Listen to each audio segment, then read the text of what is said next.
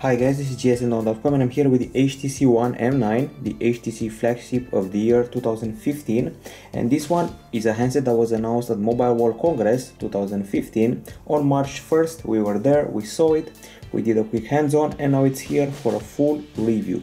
This is the finalized version of the device. You've probably seen some reviews of prototypes out there. Well, this is the finished model.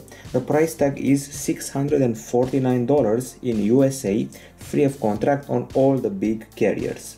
Now, as far as the design is concerned, this 2015 flagship adopts a unibody metal design that's very similar to the one of the predecessor, the HTC One M8. It's a bit heavy for a 5-incher, it weighs 157 grams. Also, it's lighter than the M8 that was 160 grams in weight.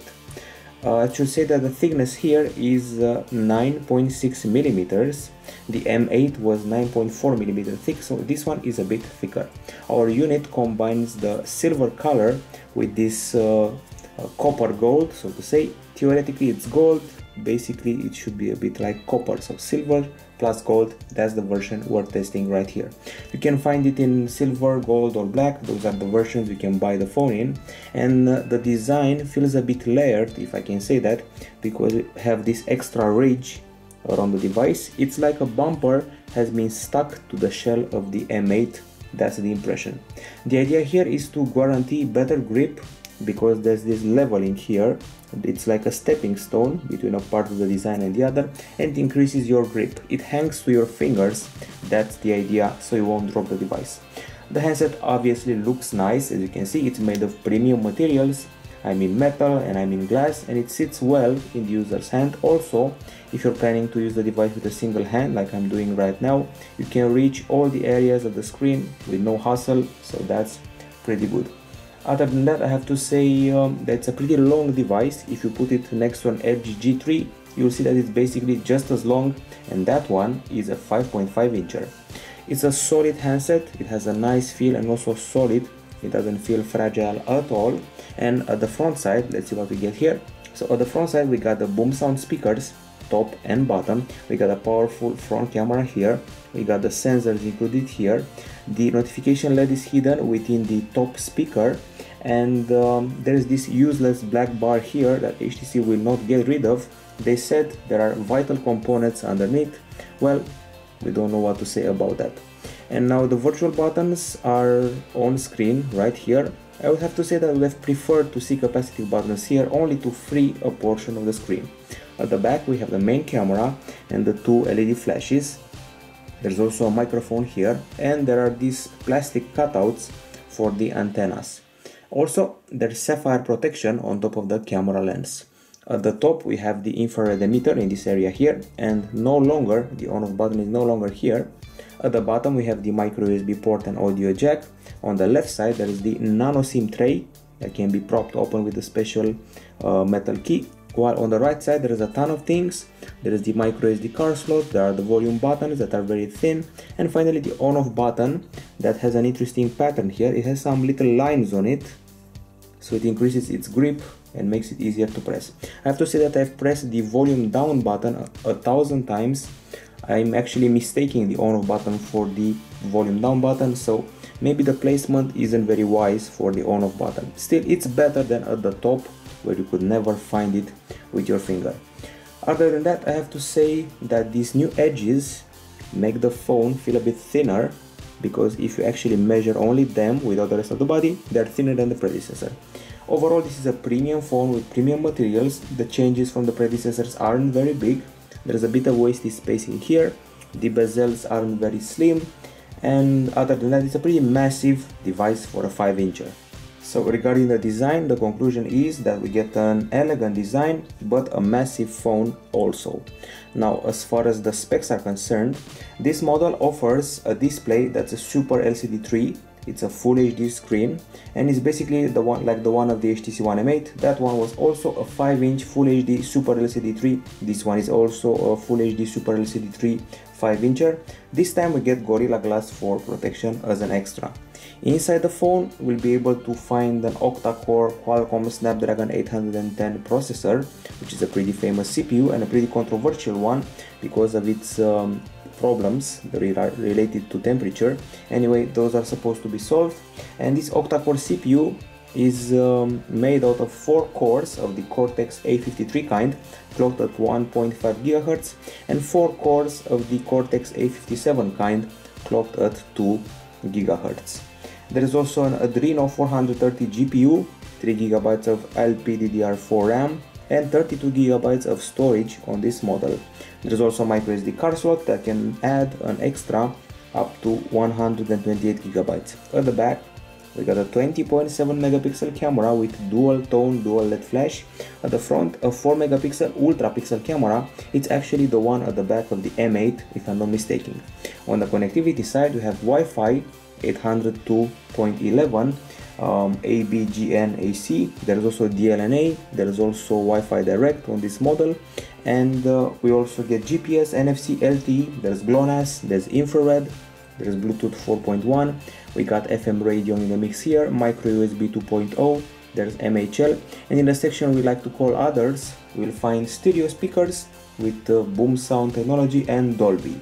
Now, as far as the battery is concerned, this model brings us a capacity of 2840 mAh, so basically 2840 mAh, which equates 10.79 Wh. Meanwhile, the HTC One M8 had a 2600 mAh battery.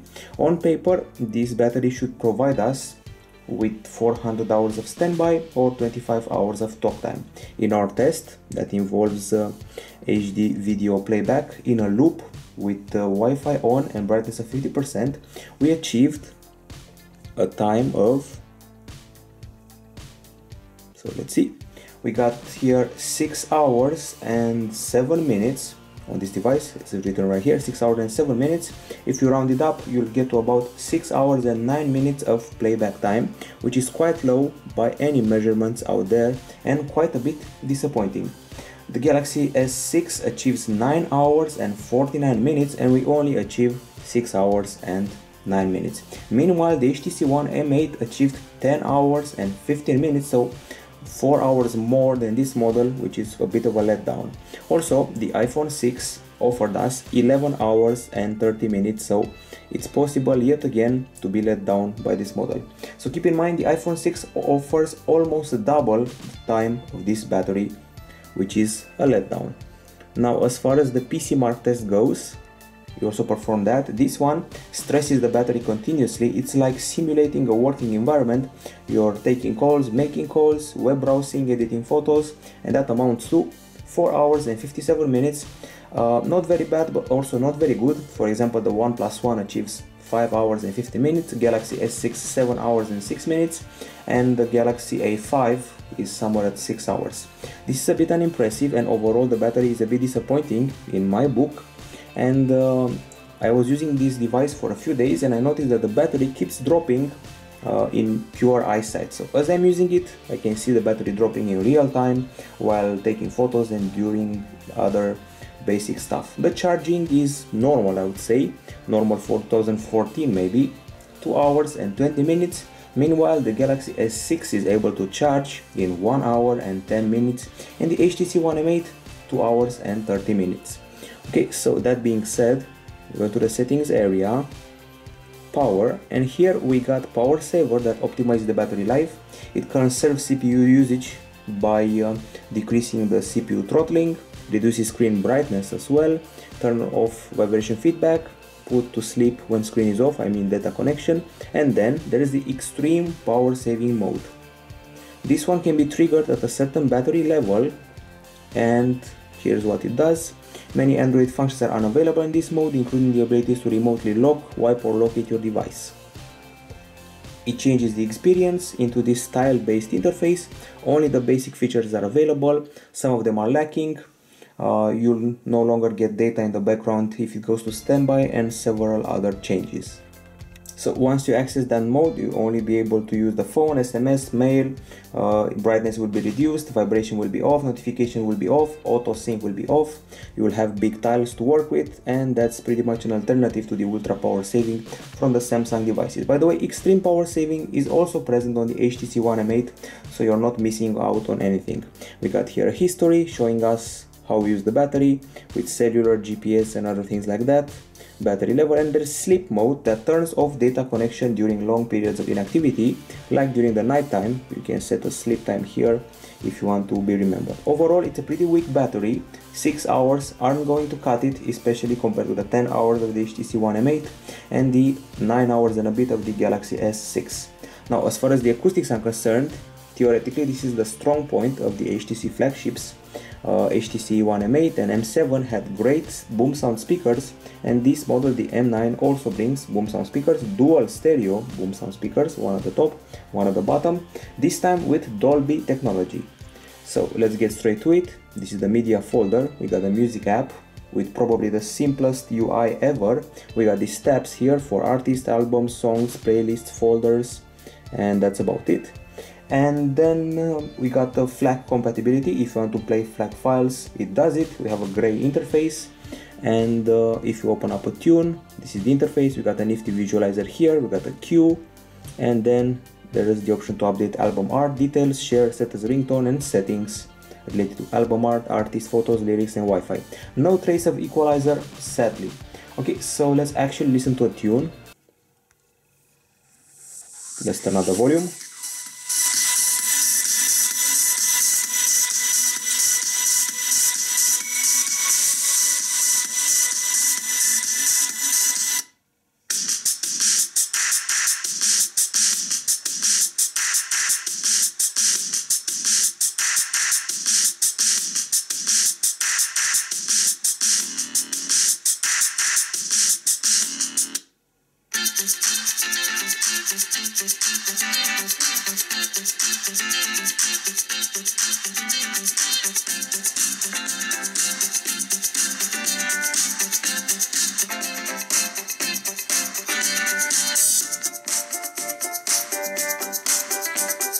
Okay, so you just saw me doing some things. First of all, we got this cute visualizer here, and then the experience goes like this. The volume is pretty loud, the sound is clear, we got good bass, the sound is warm, and we got very good high notes, and once again, cute visualizer and a nice sound overall. In the settings area, once again, there's no equalizer.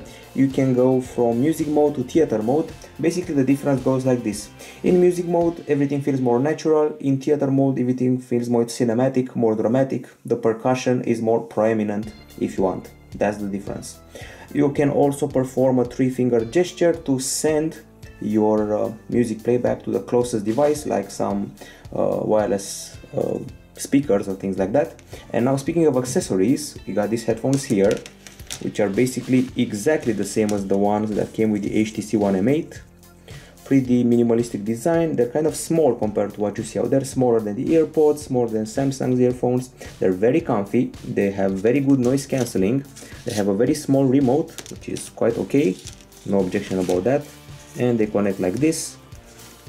And once connected, you see a special option here as well. There's HTC Boom Sound with Dolby Audio to be activated, and you can actually choose a series of setups: HTC earbuds, HTC in-ear, HTC Pro Studio, or other. So in this case it's HTC in-ear, if I'm not mistaken. So we got a tangle-free wire here. I have to say we have a crazy bass, that's how I would describe it. Crazy good bass, very loud, very clear, and you can get even more bass if you set this on. So you'll actually hear an extra bit of bass in hip-hop songs and things like that. There is no equalizer, I have to highlight that yet again, and that's a bit of a disappointment. You can also play with the FM radio here, since you have the headphones on, and the experience is very minimalistic here. You press play and basically the experience starts. Stations can be looked up like this, or you can start looking them up, the ones that you memorized already, or you can stop the experience, and that will be that. As usual, we have a decibel meter that we use in tandem with the speakers, and let's see what the results were. Okay, so let's look those up. This is the decibel meter. So first of all, we used a random sample, a random acoustic sample that was a bit of a noise, not exactly a song. We achieved 78 decibels, which is a bit of a disappointment. However, we then used a regular acoustic sample we basically played the game with a GP2 and the sound got to 86.9 decibels. So that's the final conclusion, 86.9 decibels in songs, in games and in videos, and the sound basically, as you just heard, it sounds great on this device. Meanwhile, at the same time, if you think that 86 decibels is impressive, keep in mind that the BlackBerry Passport was able to reach in our test 95.2 decibels, so almost 10 decibels more, so yes, it can get louder. However, the BlackBerry Passport will distort the sound at maximum volume, while this model will sound crisp at all time and the speakers simply sound great. They're a landmark in this field. If you want a quick comparison, the Samsung Galaxy S6 reached in our test 89 decibels, so on paper should be louder than this model. In real life, this one sounds crisper than the Galaxy S6. It's a matter of preference, but once again, if you really want loudness above all and even above distortion, BlackBerry Passport is about 10 decibels louder. Now, as far as the screen is concerned, you've probably heard this is not exactly the best screen in the world, that's for sure. It's the same Super LCD 3 panel of the predecessor. It's a Full HD 5-inch screen, this time with Gorilla Glass 4 protection, and we have no video player here to rely on. That's why we have to rely on the gallery that at least will support AVI files, MP4 files, XVID files, MKV files, WMV. However, you will not get subtitles this time, so that's a bit of a bummer. And now let's play a video sample and let's see what's what. Let's turn down the volume a bit so we won't get distracted. So that's the video sample we have here. The screen is pretty crisp and bright. There's a bit of oversaturation happening here. The blacks are not exactly deep. We got wide viewing angles. And other things worth mentioning, let's see what we got here. We only have a screenshot button and that's it. No subtitle options once again. And I was disappointed by the sunlight behavior of the device. When hit with direct sunlight, it behaves poorly. It has poor contrast and the legibility decreases a lot. I happened to see this handset in the same sunlight as the Nexus 5 that one of my friends had, and the difference is about 10% between them, which is a bit of a bummer because the Nexus 5 cannot handle sun at all. This screen has RGB striped pixels, and when we took out the lux meter and wanted to measure the lux level, we had a huge and disappointing surprise. So first of all, these are the pixels. No Zoe just yet. These are the RGB striped pixels of the screen, and then we pulled out the lux meter and here we go. 362 lux units, which is a huge disappointment. If you keep in mind that the HTC One M9 had 463 lux, the iPhone 6 has 570 lux, Galaxy S6 473 lux. So this is a pretty weak display. It's strangely weak. I think there's maybe a bug, drawback, maybe we have a defective unit. I've seen people happy with the brightness of the HTC One M9. So it's basically on the same scale as the Sony Xperia Z2 or the LG G3 in the brightness area. If you go to the settings department, display and gestures, we got glove mode, auto rotate screen, we got font size with a few options here, brightness level including automatic, daydream, timeout, media gesture and motion launch gestures. There's actually 6 of them. You pick up the phone, double tap to wake, double tap again to go to sleep. And when the screen is off, pick up the phone again, swipe down and turn on voice dialing. Screen is off, pick up the phone, import it to rotation, swipe up to unlock. Once again, pick up the phone when it's in standby and swipe to the left for the widget panel, to the right for blink feed, and finally, when the phone is off, pick it up in landscape, press a volume button and you'll enter the camera area. Those are the motions available here. Let's see if we missed any other option. Nope, that's about it. There's also G sensor calibration, that's not very important. So overall, a disappointing screen in the brightness area, and the colors are a bit oversaturated. Also, the bezel is not very thin for 2015, so overall the screen is a letdown. Now, as far as the camera goes, everybody's talking about this camera. It's a 20 megapixel shooter with a Toshiba sensor, a very big lens, and it offers 1.12 micron pixels. The sensor size is about 1/2 of an inch or 1/2 and 0.4 inches. It's a CMOS sensor with f2.2 aperture and it has a 27.8 millimeter lens. There is a sapphire lens cover on top of the camera to protect it. There is a dual tone flash, there is no optical image stabilization and a native 10:7 aspect ratio. The front camera is a 4 ultrapixel shooter with 2 micron pixels. It was taken from the back of the M8. It has f2.0 aperture and a 26.8mm lens. As far as the interface is concerned, we get basically the same camera interface as the one of the HTC One M8. So the M9 and M8 have the same camera UI basically. So I have to say that once you start up the camera, you'll notice that the start is not very fast. So if you close up all your apps and decide you want to take a picture, it's clearly not as fast as the famous Galaxy S6 and its 0.7 second startup time, if I'm not mistaken. Other than that, on the left side of the screen we find the flash options at the top, and then at the bottom we have a lot of options. We start off with the capture mode. We got auto, we got night, HDR, manual, with a few sub-settings including white balance, exposure, ISO, shutter speed, and this one related to focus. Each of them can be tweaked. There are sliders here that can be tweaked by simply pressing them. You can change shutter speeds and exposure times however you want. You can play with ISO, and this reminds me a bit of the pure view customizations on the Nokia Lumia devices. So that was the manual. Then we have portrait, landscape, text, and macro. Those are the photo capturing modes. Then in the video area there are three filming modes. We got normal capture, there's slow motion capture, and there's fast capture, which is basically full HD in 60 frames per second. I have to say that this handset doesn't have fast focus, but the picture taking speed is reasonable.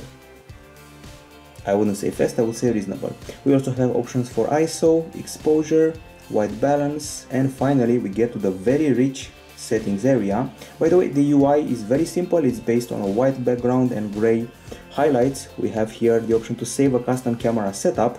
You can set up the crop, wide, regular, or square, makeup level, camera options, auto smile capture, voice capture, touch to capture, lock focus during recording, continuous shooting with up to 20 frames, review duration, a few seconds here, self timer, resolution, it can be large, 5376 over 3024, medium 4672 over 2624, or small 3808 over 2144.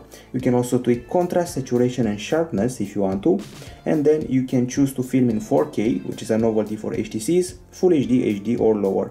And then there are the general settings like grid, geotag photos, shutter sound, volume button options, storage, and tips and things like that. So those are all the options you get to play with on this device. And then we get to the right side of the screen. We got a gallery shortcut, shutter button, video capture button, and the main capturing modes. We got selfie, camera, panorama, bokeh, and photo booth, as well as split capture. Now let's analyze the capture modes one by one. So first of all, we got selfie, that uses the front camera right here, and it includes a beauty slider that will make your face thinner or fatter and remove defects. Then we got these modes, auto, HDR, or portrait. We also have a timer option here. We got exposure, we got white balance available here, and as well we have a few settings like the crop, live makeup, camera options, auto selfie, voice selfie, touch to capture, review duration, resolution. The maximum is 2688 over 1520, image adjustments, and you can film in full HD with the front camera if you want, and that's about it. And once again we go back to the camera. We got panorama, which you already know. There's the bokeh effect. Basically you take a shot of a device and it really pulls out the image in the foreground and makes the background a little bit blurrier. Then we got photo booth. It's basically a strip of 4 pictures, one next to each other, just like the ones you take in photo booths in airports or train stations. Then the split capture, it takes a dual shot with the front camera and the back camera at the same time, and you can increase the proportion of either one of them. So those are all the modes you can play with on both the front camera and the back camera. And I have to say that the zoom here is quite fluid.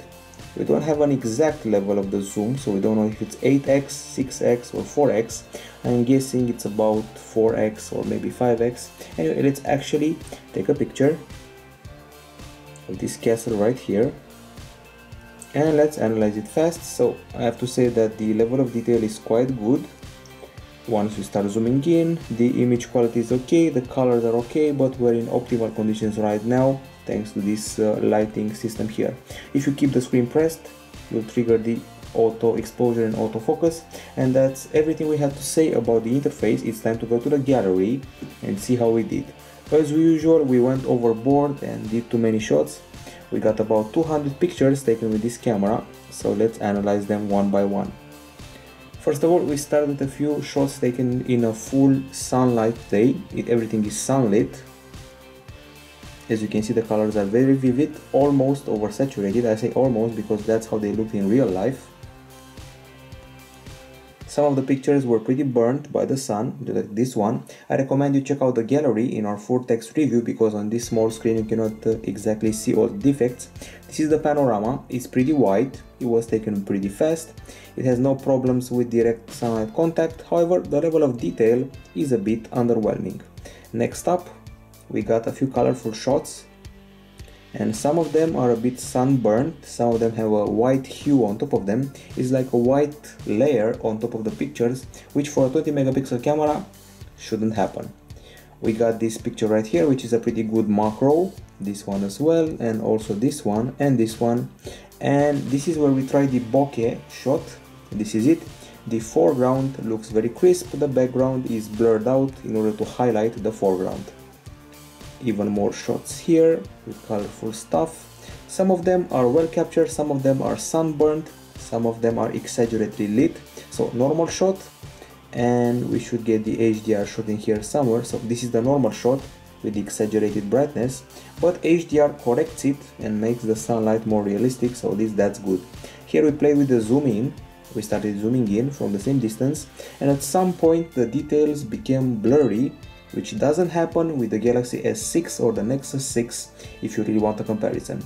Overall, the more generalistic shots, the ones of landscape and colorful toys, are pretty crisp and have pretty good details. However, if you start zooming in, sometimes you'll be a bit disappointed. More shots here, and if I'm not mistaken, this is yet another HDR. So regular shot, HDR shot. This one actually lights up the picture, so this one feels a bit darker, and this one is a bit lighter, and the colors seem totally unrealistic. Okay, and then we got these shots here, more colors. Some are realistic, some are sunburnt, like this one here. And then we played with the macros some more. These are actually pretty good macros, I have to admit. If I were to say, I would say they're just as good as on the Galaxy S6. Then we took some selfies, and I have to say I was pretty impressed by the quality of these selfies. So if you start zooming in, you'll see the image quality is quite good, but the background as usual is sacrificed for the sake of the selfie. More colorful shots here, and we continue. This is the split capture, this is the photo booth thingy, and this is yet another panorama in which I hope to get better details, but frankly speaking, I'm not very impressed. Even more sunburned pictures.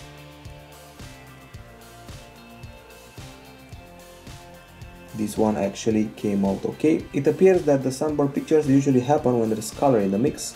When it's all gray, black and white, sunburn is gone. Okay, even more shots, and this is where we change the scenery. This is another day, it's a cloudy day, and the conditions were different. It appears that getting rid of the sun has done the picture some good.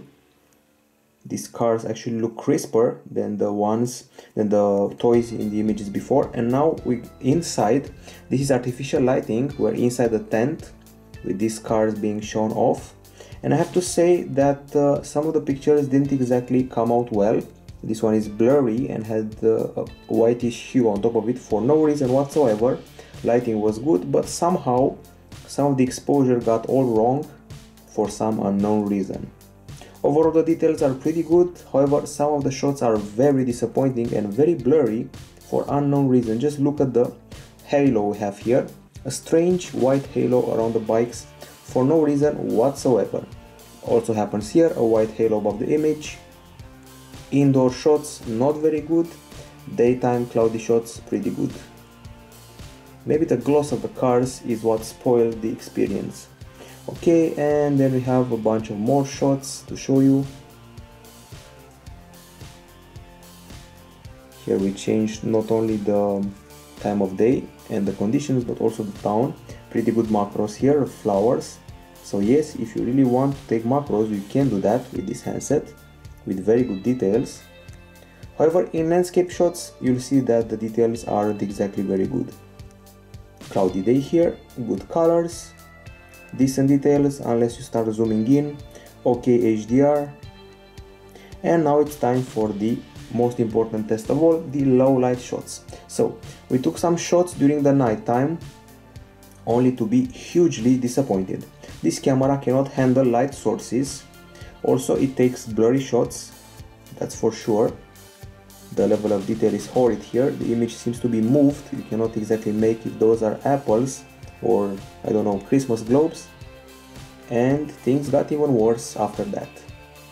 Once again, problems with the lighting, unrealistic shadows, not very good colors, and if you start zooming in, it really gets horrid.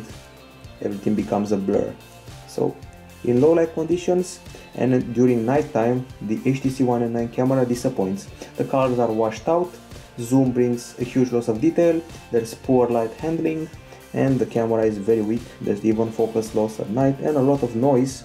I would say this is unexpected for an HTC device that's a flagship. The HTC One M8 was actually a bit better in this area. By the way, this camera lacks optical image stabilization, in case you were wondering, and the exposure and white balance at night are quite poor.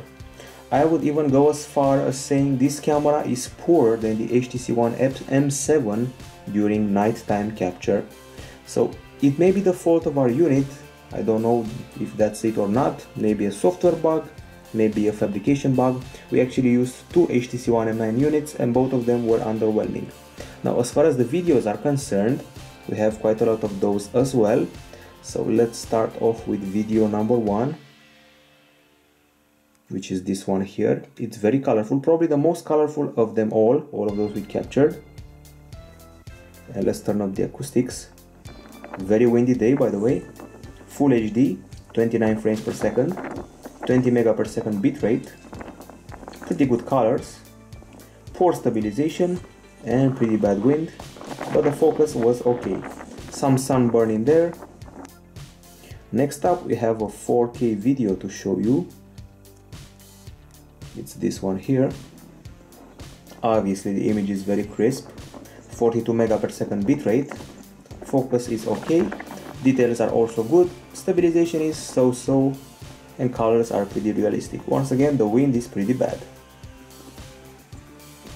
Then we filmed at 60 frames per second in full HD, very bad wind, a more cinematic view, more realistic thanks to the higher frame rate, and we had a 21 megapixel bitrate here, but the image felt a bit burnt because of the sun. There is a slow-mo sample here, 720p, slow motion, enjoying it. I can't say it's hugely impressive. Without slow motion, with slow motion, so you get the idea. Next up, let's see what else we got here. We should have a very burnt video at some point. This one is burnt by the sun. However, the details are pretty crisp. And the wind is bad once again. That's what happens in the spring, windy days.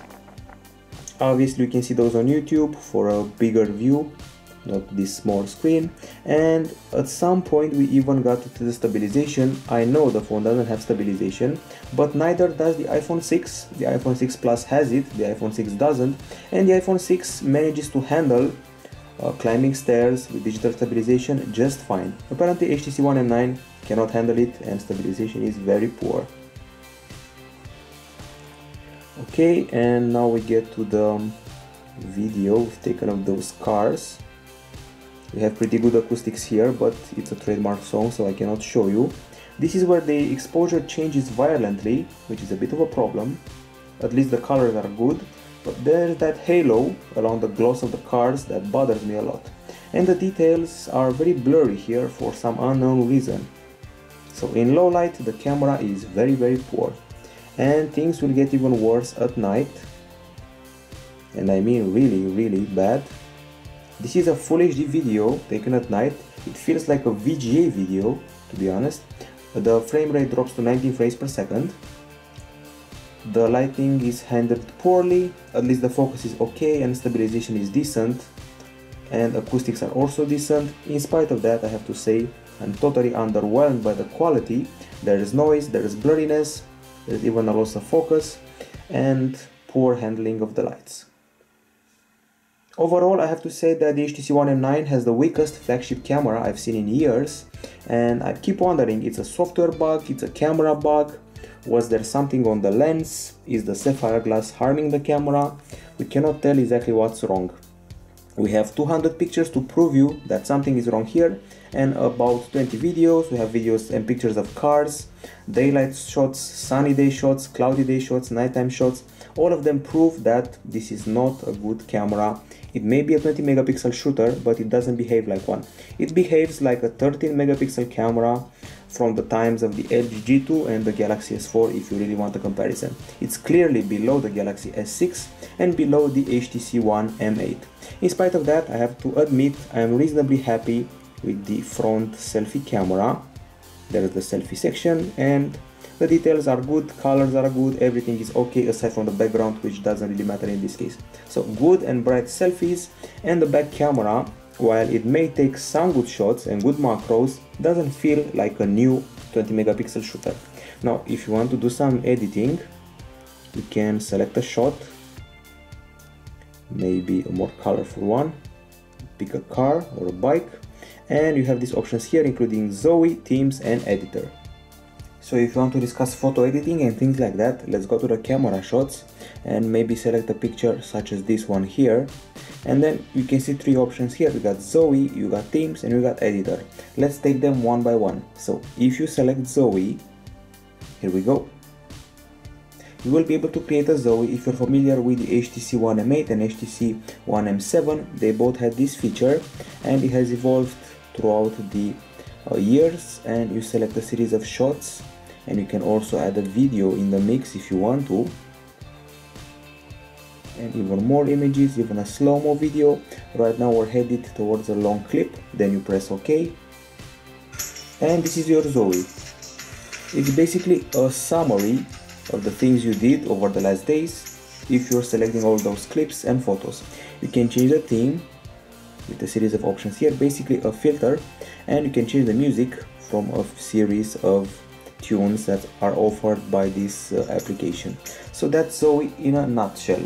And by the way, each album has a Zoe-like feature at the top. So if you're using the album organization, you go to the camera shots and at the top you have a sort of instant Zoe that's showing you all the pictures and the videos summed up with a cute little theme and music.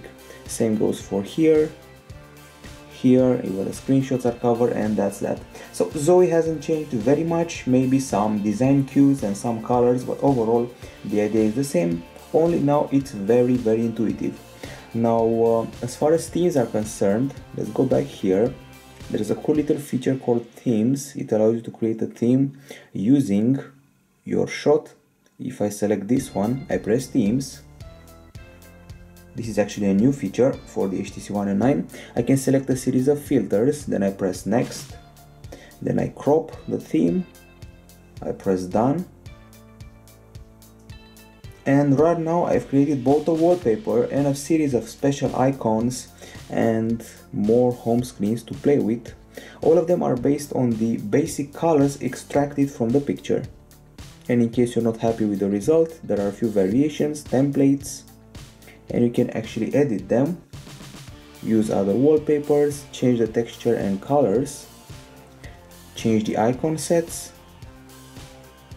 the sounds and the fonts, and once you're done you can even upload your theme to the theme store that HTC has implemented, so that's impressive. And we're not done with the picture editing. You can go to the editor we got right here, also a nice addition. So we got essentials, which are pretty much filters and tools, crop, rotate, flip, straighten and red eye removal, and an extra bunch of options here. And aside from essentials, let's see what else we got.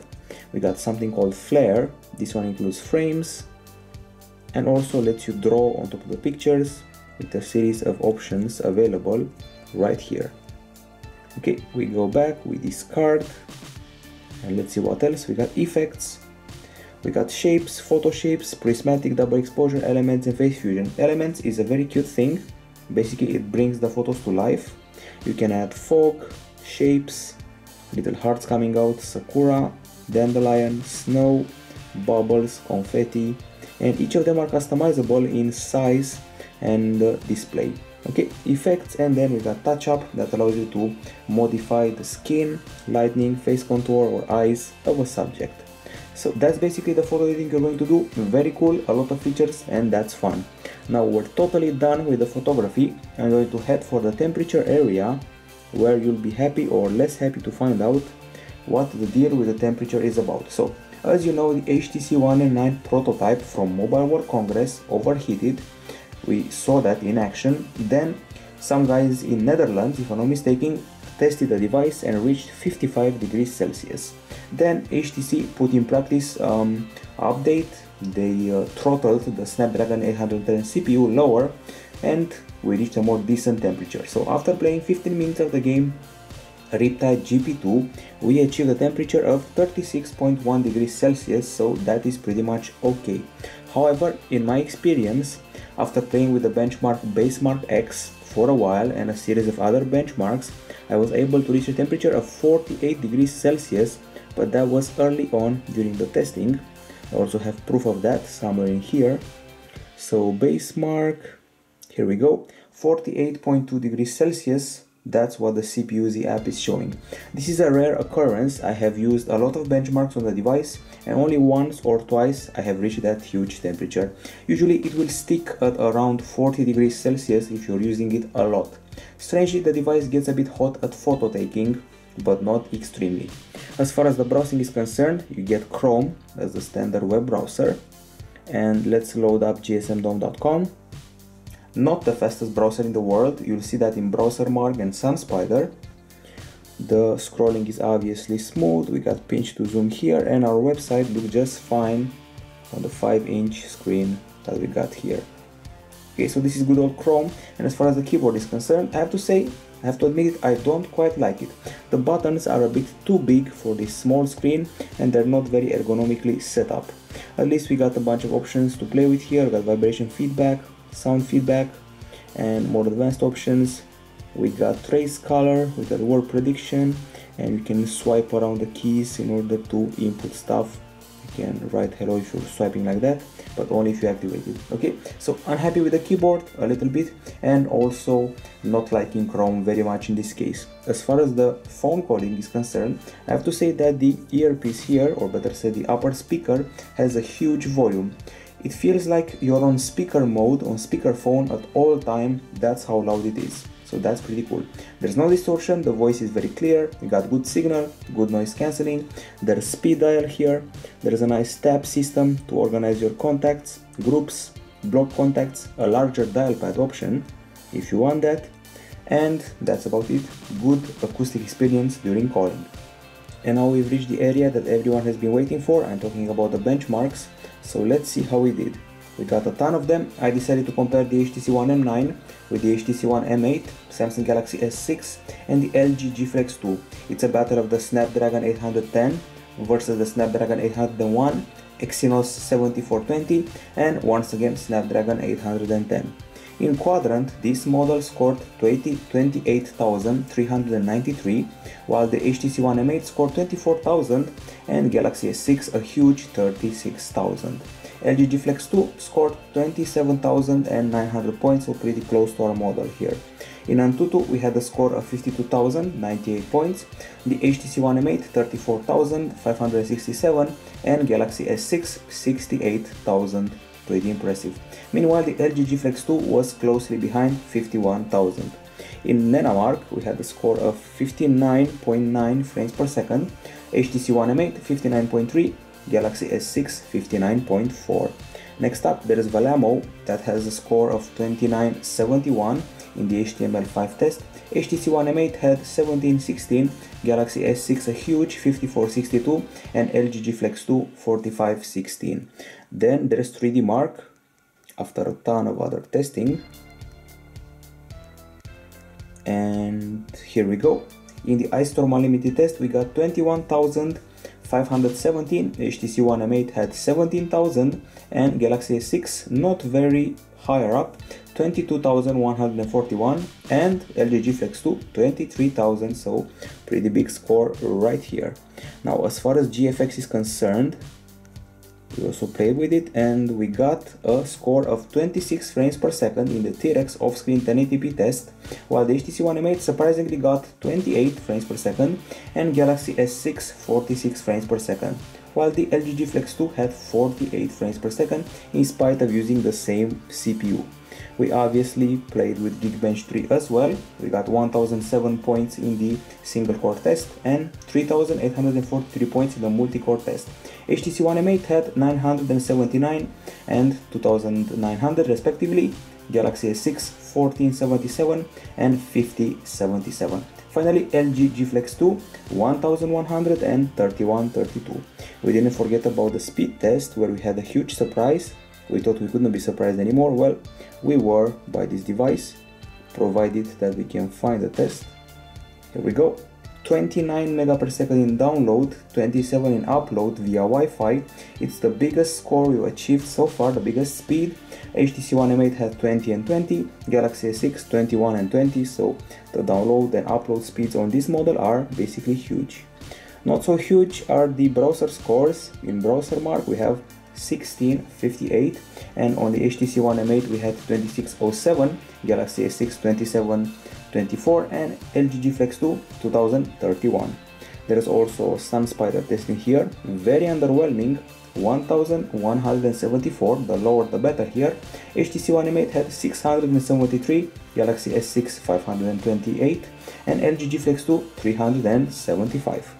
We also did a basemark test with a score in the higher quality test, 17,891, HTC One M8 had 26,000, Galaxy S6 26,863 and LG G Flex 2 19,000 points. Overall, this model is able to win only 2 out of the 11 tests we put it through compared to the other models. However, in front of the HTC One M8, it wins 7 out of the 11 tests and it establishes the highest Wi-Fi speeds we've measured so far. Obviously, it doesn't suffer from lag. It has a pretty speedy UI and experience no matter how apps you open up and no matter what features you play with.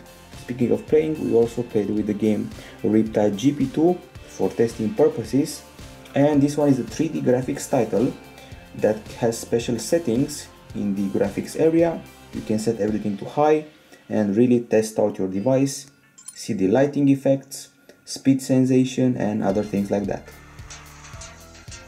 Skipping the tutorial, career, beginner's luck, and here we go. This is sort of a benchmark game. We use it to test the temperature of the device, check out the illumination effects, the feedback of the control via tilt, the sensation of speed, the water effects, and how good a device is for gaming. As you can see, the water looks marvelous, lighting effects are quite nice, the volume is huge.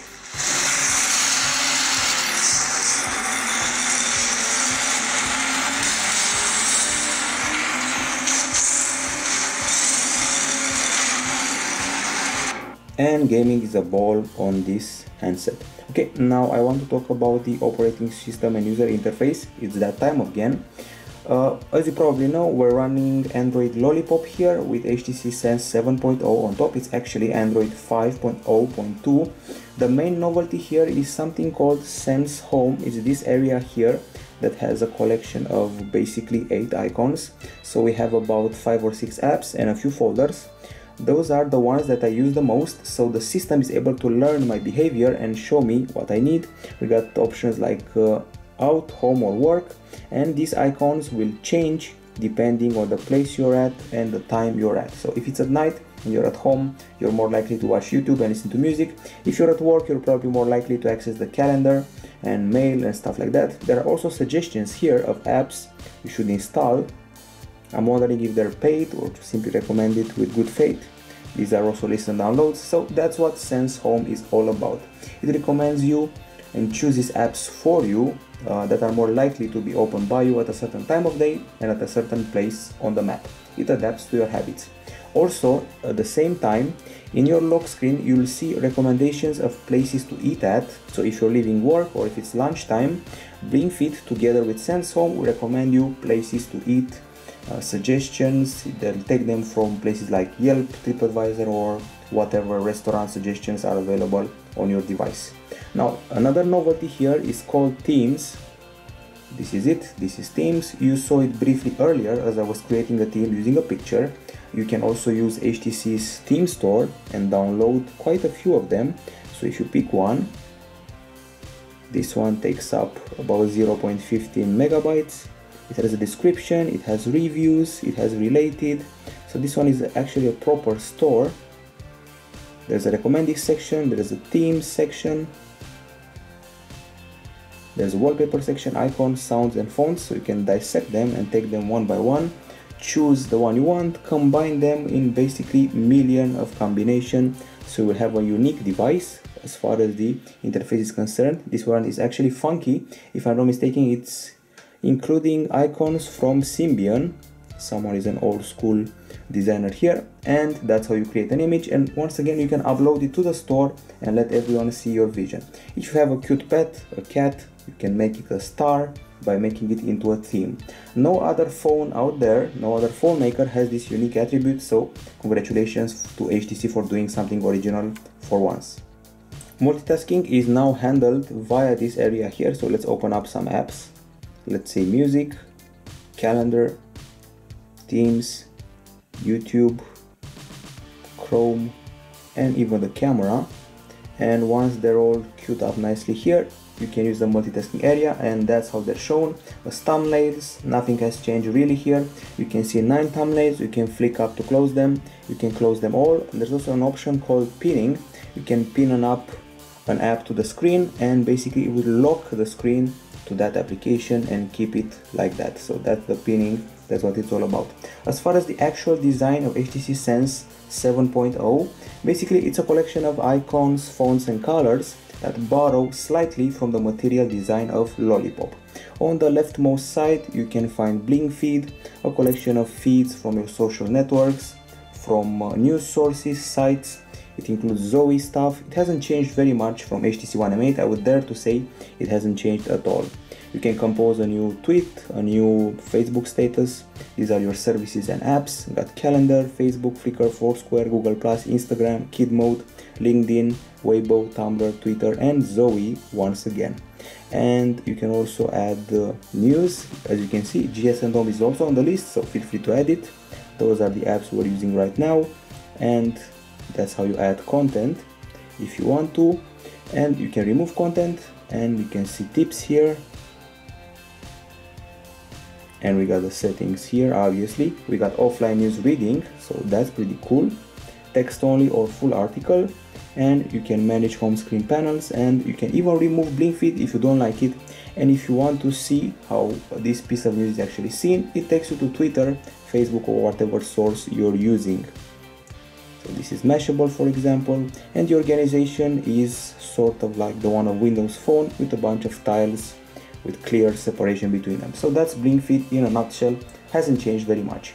The drop down area happens in 2 stages. Stage number 1, where you see notifications and one quick setting or 2 and a card from Google Now. Stage number 2, a bunch of quick settings, a lot of them actually, and smaller notifications. So that's pretty much it. The interface has pretty much stayed the same from the HTC One M8, minimal, a lot of gray, and this time it focuses on hue of blue rather than green. In the settings area, the interface is very minimal, very simple, lots of gray and lots of white.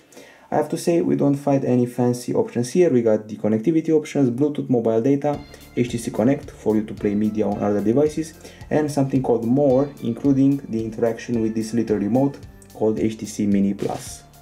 Okay, other than that we got VPN, we got Personalize, you can change the home screen launcher, you can change the wallpaper if you want to, add apps and widgets. These are the widgets, by the way, some of them very cool, including the trademark watch and weather widget. Let's go back here. More stuff to personalize, change navigation buttons, edit accent colors, themes, wallpaper, ringtones, and things like that. Accounts and sync, location, security features right here, including options related to the kid mode and parent dashboard. You got backup and reset. You can get content from another phone, including HTC phones, other Android phones, and even iPhones involving iTunes. We got display and gestures that you already know, sound and notification, call, apps, storage, power, language, keyboard, date and time, and the about section where we can do the updates and see what version of the software you're running. Okay, so that's basically it. I have to say that this experience feels more like Sense and less like Lollipop. So there are still Lollipop cues here, but they're very discreetly disguised by HTC Sense, which is not exactly a bad thing. Okay, and if you go into the apps area, you'll see that the scrolling happens vertically right here. You can arrange your apps in a custom way, alphabetical or most recent. You can change the grid if you want to. You can hide or unhide apps, and the grid size is 3:4 and 4:5. And this is a pretty sexy user interface. I have to say that HTC is still at the top of the chain in the world of Android devices. It has the sexiest interface in my book, and I've tested a lot of devices. Now, as far as the pre-installed apps are concerned, there's a lot of bloatware on this unit. We got Mail, we got Calendar, we got Google Maps that somehow is separated from the bulk of the other Google applications. Seems to be working just fine. We also found out very fast. We got Teams, we got Gallery, we got Zoe here. And Zoe doesn't only have the purpose we saw earlier, just create the Zoe and that's that. It also has a social networking aspect. So these are my, so to say, friends. Got the list of accounts that I'm following, and this is my account. I can have followers, I can have Zoes, I can have likes and comments, I can sign out, I can interact with Facebook or Twitter, and I can discover other Zoes. I can favorite them, comment on them, share them further, use hashtags. So Zoe has been turned into a community, a social networking app, and I can see what other people are sharing, appreciate them, distribute them further, and if I'm not mistaken, I can remix them by pressing that button. So you can create a new remix out of someone else's content, which feels pretty cool to me. Okay, so you can cancel editing, and that's pretty much it as far as Zoe is concerned. We got this media folder that includes CloudX. CloudX is an interesting solution. It's a way to view your photos and videos saved online from your gallery, and it takes a long while to load up all your pictures. Then we got KKBox and Music Store. Basically, this is a music solution. I don't know if it's for Asia or Europe or something like that. You have to have an account. Music Store and Music Service, as I said. This is the bulk of the Google applications. We got Gmail, Google+, Play Music, Play Books, Play Newsstand, Play Games, Drive, Photos, and Hangouts. And then we got Facebook, we got Car Mode, that has stayed the same from the previous iterations, big tiles, lots of vocal commands, and options like speak. You can speak your commands, and the idea is to keep your eyes on the wheel in order for accidents not to happen. We got Clock, Chrome, People, Play Store, and then we got this area here for productivity. This one is called Scribble. It's an app that allows you to create cool notes. You can draw, you can write, you can do some handwriting, you can create birthday cards, you can create lists like that, menus for restaurants even, and let's see what else we got here. Blackboards, calendars, to-do lists, Polaroid card, and even a cute little diary, girly diary. So as you can see, you have a lot of brushes to play with, all shapes and sizes. You can write stuff like buy, go, you can take pictures, you can record stuff, you can use stickers, funky little stickers. You can, for example, place a beer right here. You can obviously input text, and you can create sort of a multimedia note. And there are the options to include web content, insert picture, and use templates like this one. So that's Scribble in a nutshell. Next up, let's see what else we got here. We got phone messages, Polaris Office 5. That allows you to work with documents, sheets, slides, or text. And then we got for file manager. Next up, there's Skype, Dr. I, settings, tools like calculator, weather, download, setup, voice recorder, HTC backup, and HTC Dot View. This is the trademark HTC weather, looking mighty fine, I might add.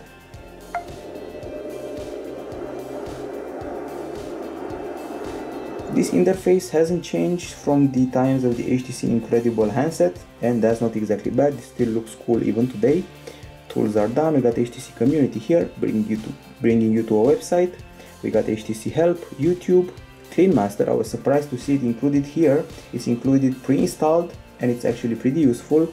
It boosts your phone, it cleans the junk, has an antivirus section and an app manager, and you can even have it here in the drop down area for a quicker cleaning. We got Fun Fit.